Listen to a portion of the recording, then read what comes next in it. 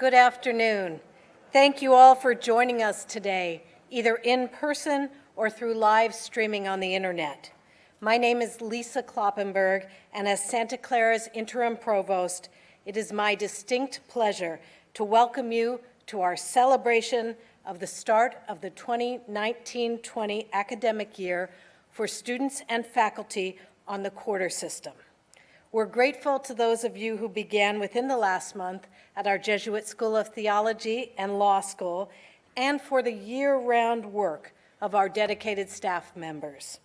All of you contribute to the full enterprise of Santa Clara University, enriching the experiences of our students and making the world more just, gentle, and sustainable through your vocations here. We shall begin today with a special blessing. I ask Teresia Hinga, Associate Professor in Religious Studies, to give the invocation.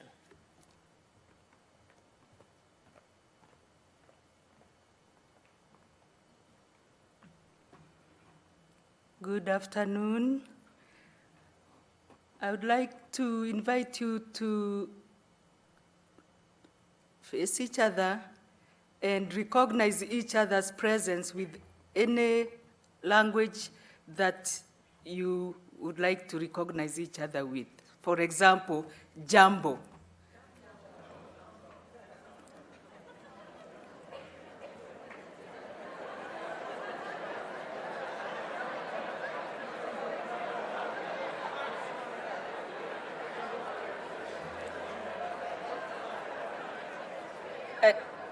And so, thank you, we gather before God of all creation and before each other to celebrate the dawn of the new academic year in a ritual that marks a new season and a new beginning for all of us.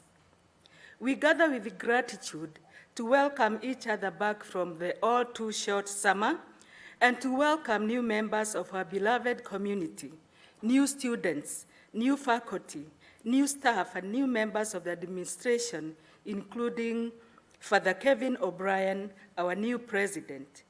For these new persons in our community, we warmly say, welcome, karibu sana.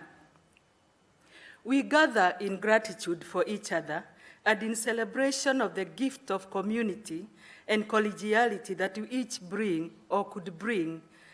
We gather also fully aware of unresolved issues of concern from yesteryear.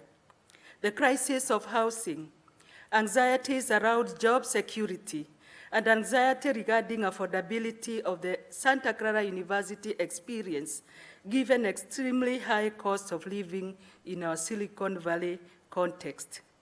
We pray then for wisdom collectively to think through and to discern our way around the complex issues. We pray too for courage to take transformative action on these issues, action consistent with justice and compassion, two values that inspire the university and its mission. Gathered as we are from around the world, we form a most diverse community. Desmond Tutu would say we form a rainbow community and that we are wonderfully and beautifully made. Racial, gender, cultural, religious, and other forms of difference notwithstanding. With Rabbi Sachs then, who reminds us of the dignity of difference, I pray for the wisdom to see beauty in the other and to uphold rather than subvert the dignity of the different other, regardless of how that difference manifests itself. As we enter a new academic year, I also pray with St. Francis that we become channels of peace in our own community and is beyond. In a few days, on 21st September to be precise, the world will mark the International Day for Peace, and we are invited specifically to focus on climate change as the most urgent threat to our peace. But with Thich Nhat Hanh, I'm reminded that peace begins now, not in several days ahead of us. Peace begins with each of us. And so I invite us to recommit to peace with each other and for each other. I pray that we journey in the new year with peace in our hearts and a resilient but practical hope in every step. May peace, shalom, be with us this new year and beyond. Thank you.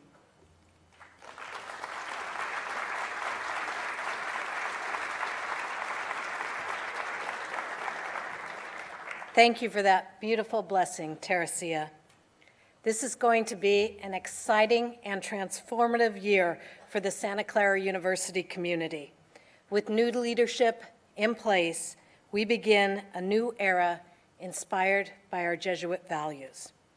I'm now delighted to introduce Santa Clara's 29th president, Father Kevin O'Brien of the Society of Jesus, to deliver today's Convocation address.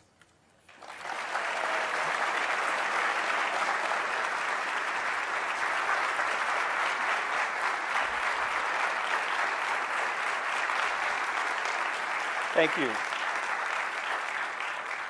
Thank you for your gracious welcome, not just now, but over these months of transition in the university. And since I assumed this office of service in July, it's been a delight to be here. Thanks to Lisa and to Teresia for your gracious welcome and your prayer. I want to just offer, in a sense, some perspective of where I am and where we are as a university, and then some very concrete university updates, and then Lisa and I will have a conversation with your help. Well, one of the first questions I've received over the last couple of months is, why am I here, right? Why is it that I chose to be part of the search and accepted this great honor?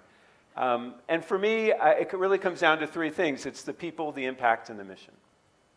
And above all, it's the people. We all want to work and be with people that we care about, and people who challenge us and people who inspire us. And I find that here at Santa Clara. And I'll share some of the people I've met over the last few months. And then, of course, the impact we have. This is a real privilege of being at a university like Santa Clara with its distinguished history, with its resources, above all, with its talents of the people here. And so we can have and are having a transformative impact on our world, as these young people did this summer, our Engineers Without Borders in Rwanda.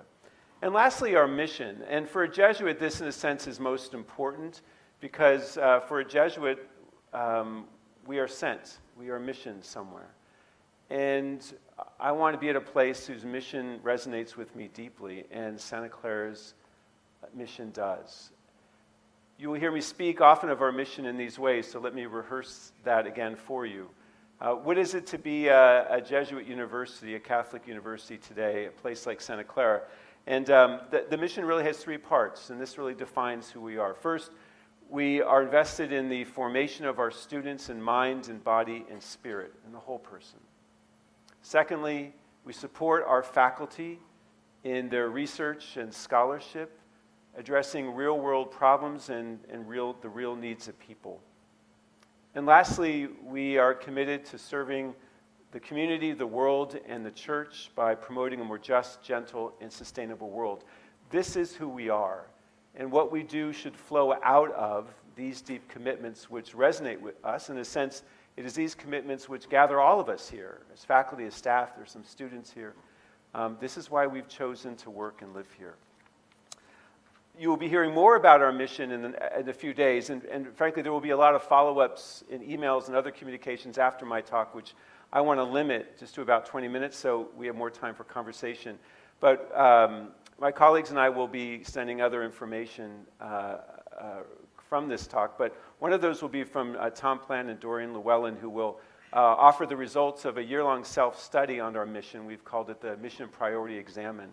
Many of you have been part of that conversation. And in a few days, they will offer a self-study about from your reflection on our mission today. So stay tuned for that.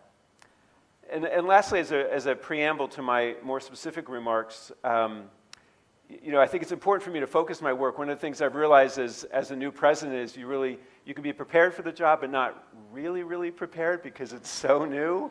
And there's so many really wonderful opportunities and a lot of demands, rightful and very pleasant demands on my time, and a lot of great things to do. I have to have a set of priorities, not simply in my head, but on my bathroom mirror that says, Kevin, do one of these 4 things today. And let me just share those 4 things with you. I offered that to you on my first day video. The first priority for me is expanding access and affordability to a Santa Clara education for any qualified student who wants to come here. That's sort of the central issue in higher education today. And it's something that you and I are going to have to talk more about during the time of my service. And a part of that, too, is addressing the affordability for our faculty and staff to live and work here in this very expensive an area with such a high cost of living. We'll talk a little bit more about that in a few minutes.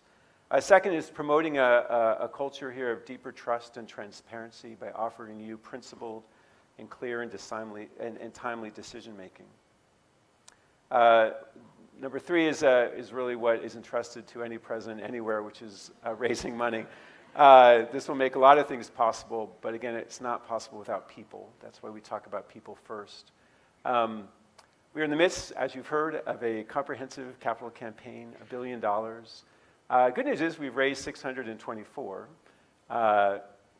with the help of a lot of people. There's a bunch of folks from the advancement staff here, the university relations staff, so thank you. A lot of people have made this possible. We have some really heavy lifting to do left in the campaign. As another Jesuit president told me, Kevin, the last $400 million is the toughest to raise. So I'm going to ask for your help to do that. And lastly, strategically coordinating our outreach to Silicon Valley and our neighboring communities in the San Jose area. A lot of great stuff is being done, but what I heard during the search process, and again, it reflects these priorities. These are from my conversations, my listening to you. There was a desire that we coordinate better and talk to each other better about what each of us are doing so that we can be more impactful in our outreach and engagement with the Valley and the community. So those are sort of the priorities. This is what I think about. It really, frankly, came from my own discernment and your comments over these last few months. This is not a strategic plan. This is just sort of how I organize my life to serve you well. So let me talk about some of the people I've met, and this has been the best part of the last few months. We could be here for hours if I had pictures of everyone I've met, but I just want to give you just some examples of some of the really good people I've met. The images will resonate with you. My first meeting I asked for when I assumed office on July 1st was with our facilities workers, our campus safety, custodial services, and groundskeepers, because it is these good men and women who keep the place running. Presidents come and go. People like those behind me stay, often for many years, and they really keep this place running so beautifully and so well. I had a great tour in July, a sustainability tour from our colleagues in the Center for Sustainability, looking at how we've integrated sustainability into the campus, not just simply into our grounds, but our buildings. It's a fascinating tour.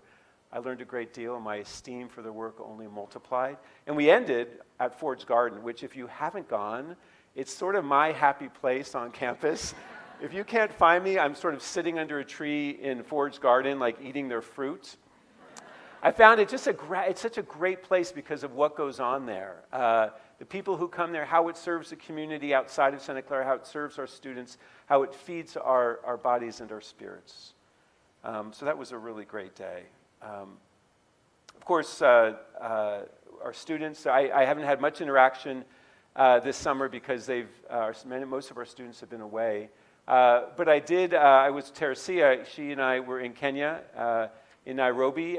We spent a couple days visiting some of the sites where our students work through Miller Center, through places at Miller Center, and also the Global Fellows in the Business School have been all around the world doing such great work. Our alumni are just simply amazing people, incredibly diverse and really inspiring. Let me just name three. So Joanne Hayes White, class of 86, the first woman to lead the San Francisco Fire Department. She tells an amazing story of that accomplishment and her years leading up to it. She's also a parent. So many of our parents are supportive of our work here. And she'll be speaking to our board later this fall. So I finally got to meet Brandy Chastain. And why this is really important to me, because I coached girls' high school soccer in the 90s. And she was everything to a young girl in the 90s. And this is the iconic picture of her, if I have this right, scoring the winning penalty shot in the 1999 World Cup victory over China. And of course, this is an iconic image which really empowered women in sports. So I've had an opportunity to go to a few men's and women's soccer games, stop by basketball practice. We have some of our basketball players here. Stop by basketball practice, stop by water polo. I'm grateful to our student athletes who are here, sort of listening in on our conversation. Just to our students who are here, all this is really for you. All of us here are trying to make your experience better. So thank you, and help us do that. And lastly, this is a Robotor, a fellow Jesuit, graduate of the Jesuit School of Theology. Amazing theologian in Africa, doing some incredible things, some of which he learned here at the Jesuit School of Theology. But he is basically the leader of all Jesuits in Africa and Madagascar, having a profound impact. And he is one of the great encouragers of Jesuits to study here at Santa Clara. So we are grateful for Robotor. Let me share with you some good news. Now, there's a lot of good news to share. Again, you'll be hearing from Lisa Kloppenberg. She's going to she'll send out an email on behalf of the Provost's office with more details and more news. But I first want to, if we can raise the house lights, I want to introduce our new academic leadership. Elaine Scott, new Dean of Engineering. Terry Peretti, our Interim Dean of the College. Allison Benders, our Interim Dean of the Jesuit School of Theology. Anna Hahn, the Interim Dean of the School of Law.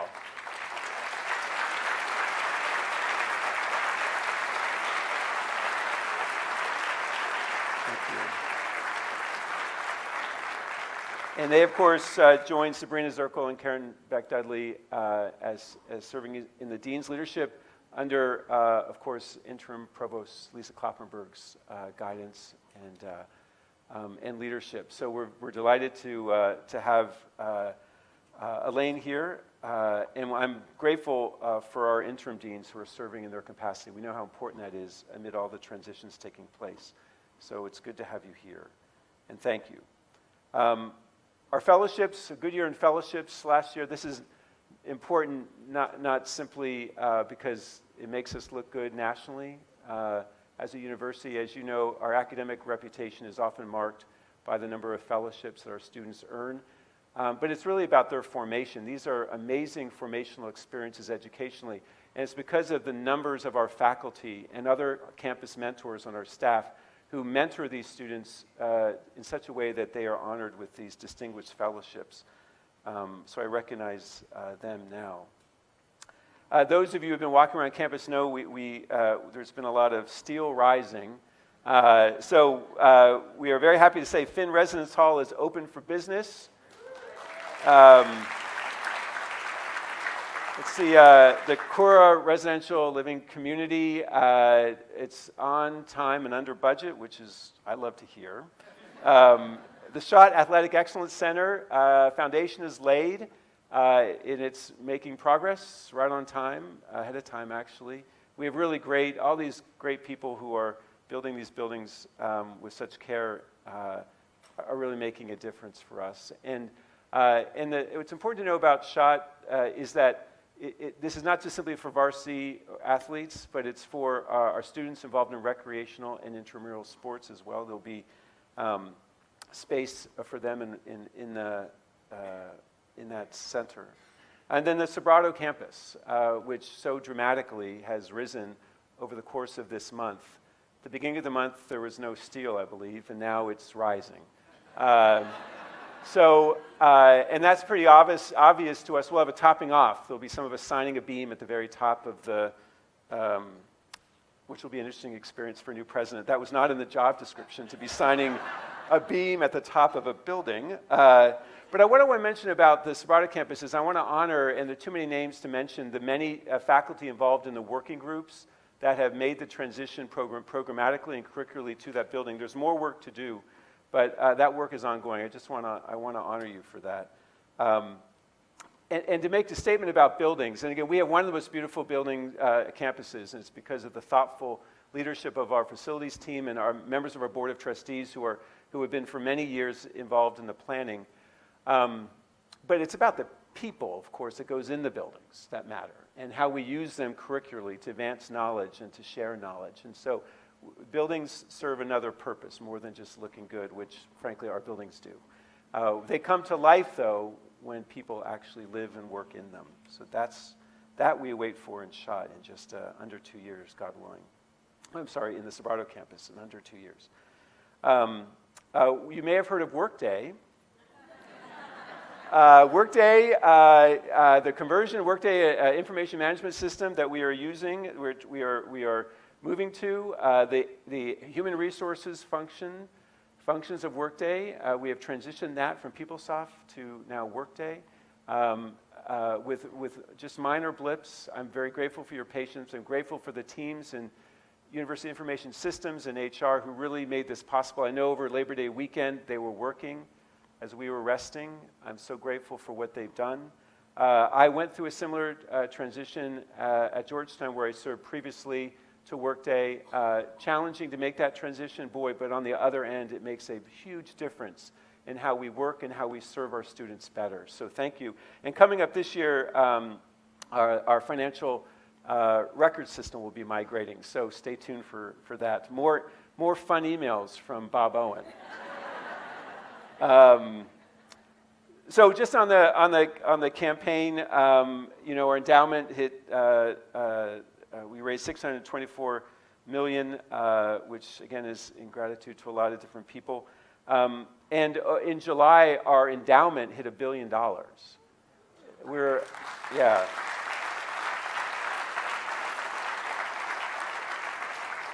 We started raising money at Santa Clara about a century ago, right? So that's really about the cumulative effect of raising money over about a century. We're the fourth Catholic university to hit $1 billion in our endowment. What I want to emphasize there is in the campaign, we are shifting the focus from really buildings to fundraising for student financial aid, scholarships, and faculty development. We've been raising a lot of money as part of that $600 million already for those purposes, but our emphasis, you'll see, was shifting from, after over 10 years, really building some incredible facilities, which are for the academic purpose of the university and athletics and residential and social and artistic. We're going to focus more and more on completing our goals on financial aid and faculty development, which are already well underway, but we will focus on to the completion of the campaign with great rigor. So more on that later. The rankings came out, you heard. We premiered in the national rankings at 54 and U.S. News & World Report. That is a great start for us. As you know, there was a variety of reasons why U.S. News moved a number of universities into the national rankings, and we are one of those, 400, I believe, in the national rankings. And we debut at 54. Forbes has us as 51 of about 600. These rankings are important, they're measures, but I just want to say this about rankings. We don't teach to rankings, we don't govern to rankings, we don't spend to rankings. What we do is we do our mission and we do our work well, and I believe the rankings follow. So the rankings give us, it's one measure, it's not the only measure, and it could be because of how bunched up we are. Next year we might be a little bit lower, we might be a little bit higher. It's a good measure, but it's not the most important measure. It's not the most important measure. It's the work we do and the service we render that is most important. Enrollment and finances. Just a word about enrollment. This year, or this fall, we already, with the other graduate schools in operation, welcome, let me focus on undergraduate students. So 1,600 undergraduate students coming to campus. That's 1,397 for first years and about 190 transfers. We are a little bit below our target on undergraduate, on first-year students. We are a lot higher on transfers. In the end, it washes out, and we essentially hit our number on headcount. To get this class, we devoted financial aid, and we are over budget on financial aid, and we are assessing how over budget we are, and we'll know more details about that in October. That reflects a trend in higher education today, where higher ed, to get the best students, the type of class we want, it costs more and more money in financial aid. It's a very competitive marketplace. And so we spend money to do that, rightfully, on financial aid. So in a few weeks, John Ottoboni and Michael Crowley will send a follow-up email reflecting on how we closed our financial year last year and giving you a snapshot of where we are this year. So more information on that later. A word about campus culture, very important, as I mentioned, one of my priorities, and one of my promises is to offer you principled, transparent, and timely decision-making. I've been grateful to be part of, and will be more so in the upcoming week, various orientations into our collaborative governance process and system. There are a lot of inputs that we receive from a lot of people, and I look forward to being part of that collaborative governance system as I lead this university. We do, as you know, we completed the campus climate survey last year. Lisa and I will send an email in the course of the next week or so, or a couple of weeks, where we'll describe how we are acting on that campus climate survey. There is a lot of really good work that's been done in progress. So we'll send you more details on the campus climate survey that we take very, very seriously. I just want to mention one, both that survey and the Blue Ribbon Commission on Diversity recommended the hiring of a cabinet-level chief diversity officer. So Father Ng was committed to that. I'm committed to that. We are in the process of sort of crafting that job description and assessing the different offices which are involved in diversity and inclusive work. So as we're going to craft that job description and then hire the best person we can get to Santa Clara. So more on that in the course of this academic year. Support for faculty and staff, as I mentioned, is very important as we try to make living and working here more affordable for you. At the close of the academic year, we announced a couple things. I'll just rehearse those for you. Just say we acted on our promise. This fiscal year, we have allocated more money in market-based salary adjustments for tenured faculty and for senior lecturers and renewable term faculty. Funds have been allocated for market adjustments for staff positions, certain staff positions. We have funded 6 new tenure track lines and 2 new renewable term lecturer lines. And finally, we have transitioned 16 academic year appointments to renewable term lecturer appointments. So we're moving on that priority already, and the work will continue. Related to that, of course, is concerns for housing. Just a reminder, and this is where we need your help, we are committed to building, I believe it's about a 290-unit apartment complex on Campbell Avenue across the El Camino. We're committed to doing that, but we need approval from the city and other local governing bodies, and we're going to ask for your help in us lobbying for that effort. We think this building will have a transformative impact on how we are able to help our faculty and staff live and work here in a more affordable way. So more later, and more requests for help from you. And I'm pleased to announce today an expansion of a program we currently have with Landed Housing Solutions. We can announce through the partnership with Landed, all qualified and interested Santa Clara faculty and staff, not just faculty as before, but all qualified Santa Clara University faculty and staff can receive down payment support for a home purchase. And this would be all half-time or full-time employees who have worked here 2 years. And there's no income or asset restrictions to participating in this program. So we'll send an email with more details about this one solution to a problem that is deeply concerning for many of us. And finally, let me close on something that's inspired me. when I heard about it, and it's an example to me of the community we are. So it's our response to food insecurity, which surprised many of us to know how many students are hungry, are food insecure on our campus. And we, like other campuses, when we made, in the last couple of years, a focused effort to respond to that need, we did something about it.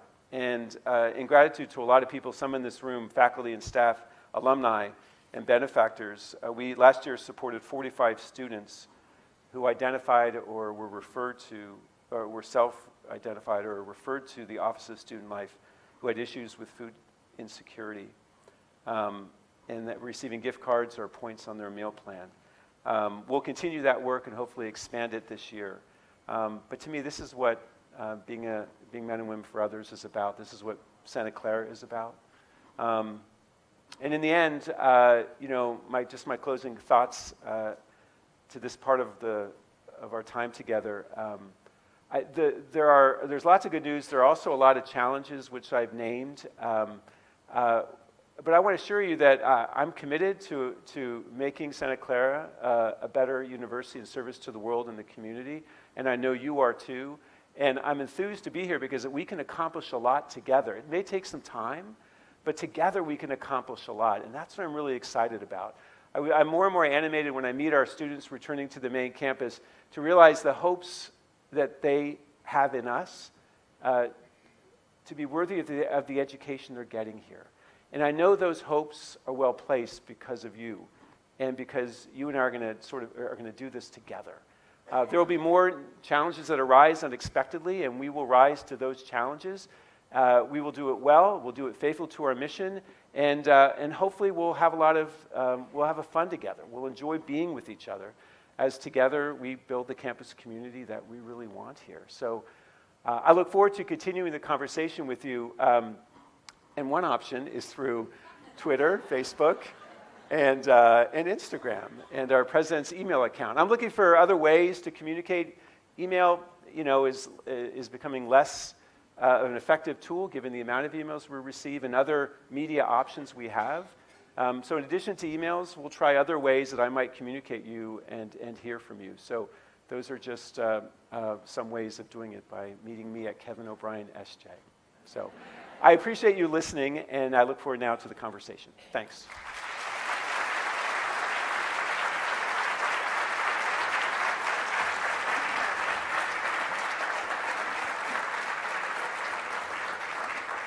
Thank you, Father O'Brien, for sharing your priorities with us, so much good news, and your authentic self as we embark together on important work this academic year. We will now have a brief question and answer session with Father O'Brien. We've collected questions from our community over the last week, and he will address some of them. If you're present today in Mare Theater, please write your questions on the index cards provided and pass them to the center aisles. If you are viewing this convocation online, please submit questions to the email address president@scu.edu.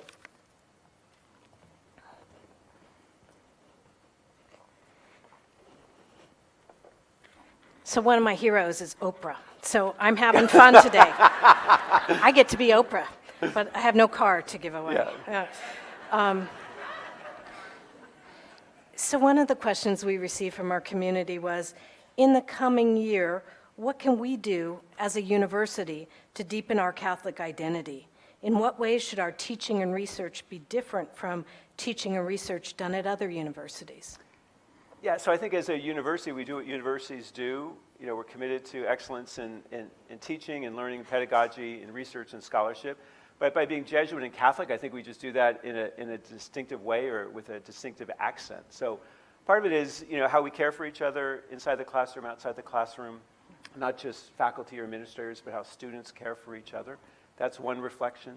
Our commitment to justice and the issues we care about, and the advocacy we make also reflects our identity. I think as teachers and learners, as teachers, faculty here are of different kinds. I think one of the ways we reflect our Catholic tradition is in the breadth of our tradition. sometimes we equate Catholic with ethical or moral questions, and certainly there are. But the Catholic intellectual tradition is so broad. It's artistic, it's liturgical, it's philosophical, it's theological, it's literary. And there's a breadth of that tradition, an intellectual tradition, which has always sought to bring sort of faith and reason together, which always tried to look at the whole person as an integral being, mind, body, and spirit. That I think we make that commitment to the breadth of the Catholic and Jesuit tradition, and I think we're a better university for it. It makes us just different and distinctive, and we do that in a way that's radically inclusive. Really one of the meanings of Catholic is universal, and so we're inclusive. We're hospitable. In a world that can sometimes be divisive and alienating and pushing people out, we say no. A Catholic university has to be a place of welcome and inclusivity, where the different voices actually make us better. And I know that from my experience working with people of different faith traditions who are not Catholic or Christian, I know I become a better priest and Jesuit and human being because of that. So the last thing I'll say is part of what a Catholic university is gather people together who are very different, because I think that reflects the sort of the utter creativity of God.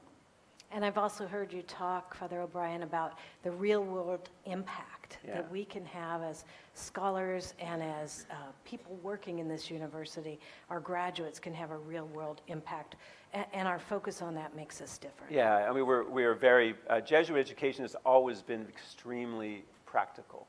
What we do here has to make a difference. Great. So we've had questions about whether you'll return the Sioka gift, particularly because of the Koch funds involved. Right. So over the course of the last few months, both before assuming this position of service and after, I've listened to and heard those concerns among our faculty, our students. Lisa and I met with some students who expressed very sincere concern, and alumni, so I understand the concern. As dean and now as president, let me offer you the two principles that govern my thinking about this gift, or frankly, any other gift. By accepting a gift, it does not mean that we endorse the political beliefs or the actions of a donor.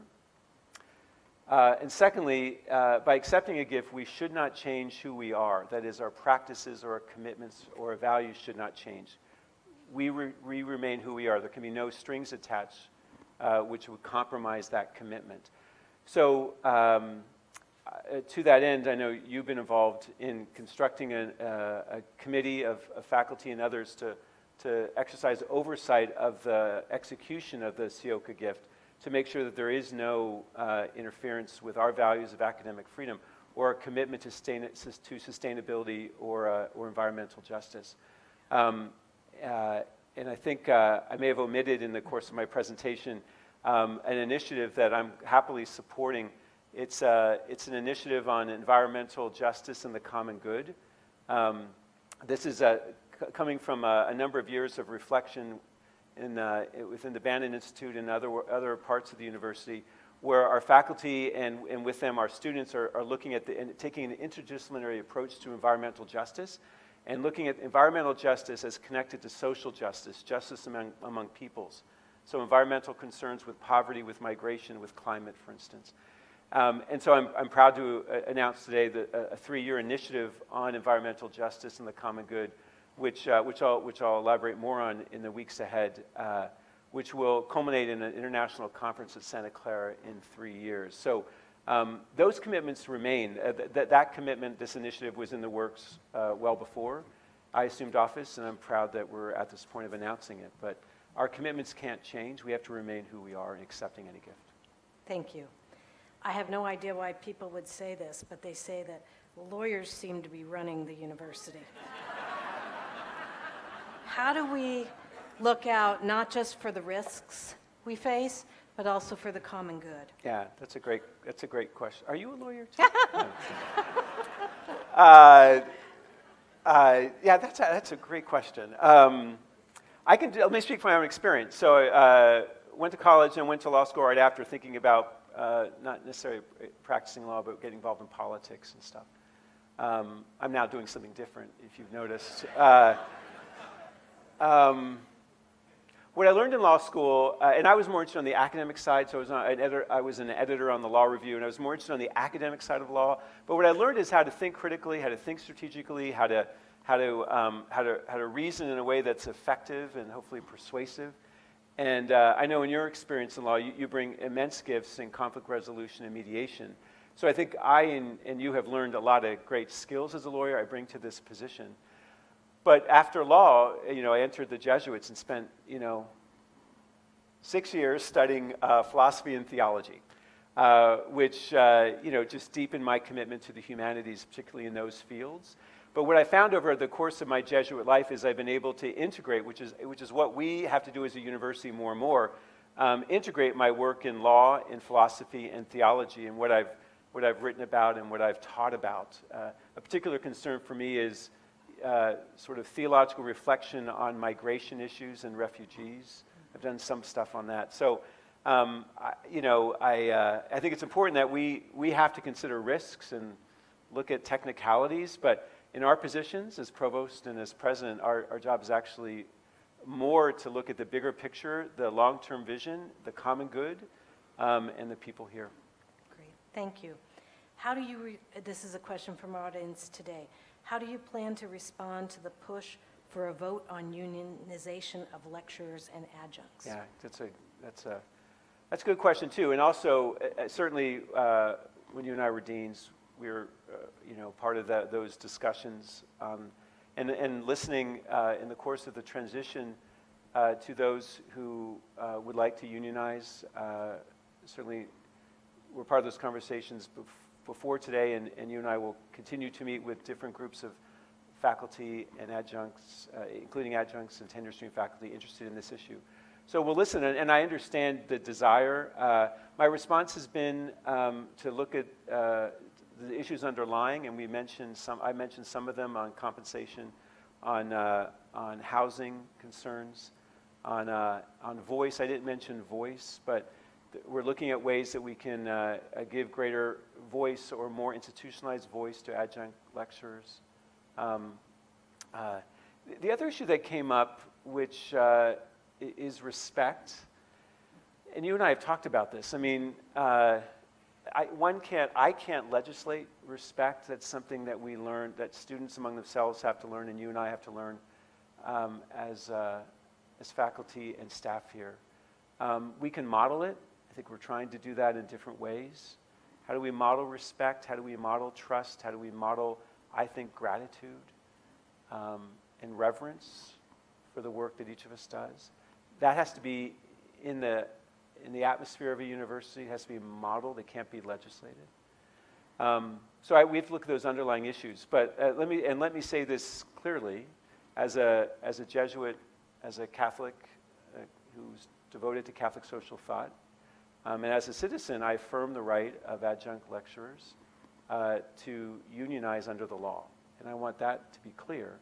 If they choose to begin the legal process to do that, I will do everything I can to assure an election in which all sides are heard. And we did that before you and I were here for our facilities workers, and that process ended, and we work with the union there. And so I just affirm that right to begin the process under the law. And if they do, or until they do, or whether they do that or not, you and I are going to continue to address the underlying issues. And I've heard you speak before about voice and respect, and you're not just talking about adjuncts and lecturers there, you're really talking about staff, faculty, students, right? Broadly, how do we create the conditions for a strong culture, right? Yeah, and I know we got some questions about that. What can you and I do to model these cultural questions I raised in my initial presentation? And I think you and I have to model it, and others have to on campus. I think it's trying to be transparent, trying to open up different modes of communication. So, this is one way. We'll see how it goes, see whether this is helpful for you. You and I have already committed to town hall with students in a few weeks. And we'll do a faculty town hall and staff town hall. I think we're just trying to say we're available to listen and to be transparent, to say what we believe in, what we know, admit what we don't know. If we mess up, we'll admit that. That will probably happen. So, we're gonna, we might make mistakes, and when we do, we'll say it. So I think to model that, and as I mentioned in a couple of other settings, if I can just to mention sort of what steeped in the Jesuit ethos and our spirituality are two principles which I think are helpful for any community. One is gratitude, that we are very careful to express gratitude and acknowledge, reverence the work and the gifts of one another in intentional, very small ways, but intentional ways. And secondly, to presume the goodwill of another whenever we can. And when someone has hurt us or when someone makes a mistake, we correct. We hold accountable, of course, but we correct or we approach the person in truth, but also in love. Thanks. Here's another audience question. Describe Santa Clara University of 2030. What do we look like in 10 years? That's a great question. What do we look like? So I'm thinking of this behind us. So I think as a campus, we're going to look pretty much the same, right? So there'll be walls on some of the buildings going up now and other things. Hopefully the Campbell building will be built, and there may be a small building project or along the way or two to renovate or what have you. But I think the look is going to be, to me, what's most important is the community. It's going to be what people notice about us. And that's why people come to Santa Clara already, students, faculty, and staff. They see something in us that they say, I want to be a part of that community. The work they're doing, the people they are. A lot of us here can be working in other places and doing different types of work perhaps, but you've made choices to be here because I think many of you have told me because you're drawn to the mission and the community. So my hope is that we build a community that looks the way that we aspire to be now. So hopefully that's all. And we'll take two more questions here. Can athletics be a marketing tool for the greater university? Yeah, I think athletics is helpful for a variety of reasons. One is it's formational for our students in mind, body, and spirit, sort of integrating all parts of the student, mind, body, and spirit. And our coaches really are so good, as I've met with some of them, are good at integrating all three, just as many of our faculty are so good at integrating all three and bringing wellness into the classroom and other things. It's good for character, developing leadership, teamwork, which is so vital for success in the world today. It helps our national reputation, absolutely. And I have great hopes because of the athletes that I've met and the coaches I've met.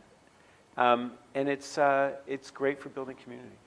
Okay, a final full question. Are we going to continue to be an undergrad-focused institution? Yeah, I think the answer is yes. That's part of our history. It's part of our tradition to be undergraduate focused, but by that focus doesn't mean we're exclusive, right? I mean, we have graduate schools which are steeped in history, the School of Law and the Jesuit School of Theology, some of the engineering programs that we've had, the School of Education, the graduate programs they have there. So to me, it's sort of both and. I think the undergraduate core helps define who we are, but I think it's from that core, both in academic and other formation, flows our other academic commitments in the graduate schools and professional schools. The impact that and I think you and I are very sympathetic to that question. As a former dean of the School of Law and as a former dean of the Jesuit School of Theology, we teach and learn in a different way in the professional graduate schools, but does that have such a great impact on the professional lives of our students who come from different backgrounds. And I think we touch a lot of different parts of our community and our world because of our professional programs. So for me, it's both and we got to preserve the core. Just as we preserve the core of the mission, it stands central to who we are as a campus. We preserve the core, and from that core, other stuff flows. Great. Are you up for a lightning round? Yes. Real fast answers. What's your favorite food? Anything with chocolate. What's the last book you read? Oh my gosh. This is an academic institution, Father. I know. So it would be a book of theology by Elizabeth Johnson, a theologian. Great. What show did you last binge watch? Stranger Things on Netflix. What's your favorite vacation spot? Anything with a beach. What was your favorite class as a student? Yeah, probably this history course in which a devoted teacher made me do first source research in the Library of Congress. I've never forgotten it. Wow. Yeah, and I've never forgotten her. And when I was at Georgetown, I was given an award for teaching in her honor, which meant everything to me. Wow. Oh, that's beautiful. And what about your favorite class to teach? So I've already, theology, so I was able to teach at Georgetown and at JST when I was there. I can't do it this year, but I hope in the near future I'll be able to teach undergraduates here. Great. Well, thanks to our faculty and staff for contributing questions today. Thank you, thank you for answering, thank you. Father O'Brien.